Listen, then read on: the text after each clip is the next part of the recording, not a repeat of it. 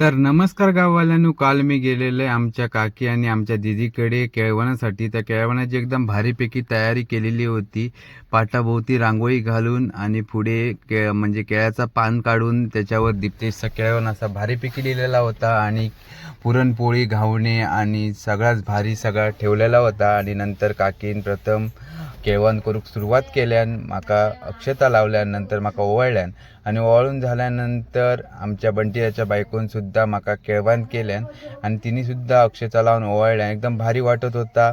खूप माका काल लेट झालेलो, त्यामुळे माका ते 7 वाजल्यापासून रांगोळी बिंगोळी घालून सगळा रेडी होती. पण माका जरा मी बाहेर गेल्यामुळे माका एक लेट झालो. नंतर दिदीनं आमच्या केळवण केल्यान. त्यांनी माका लहानपणापासून भाव मानल्यान आणि त्यांनी पण केळवण केलं आणि केळ्याचो एक तुकडो माका भरवल्यान.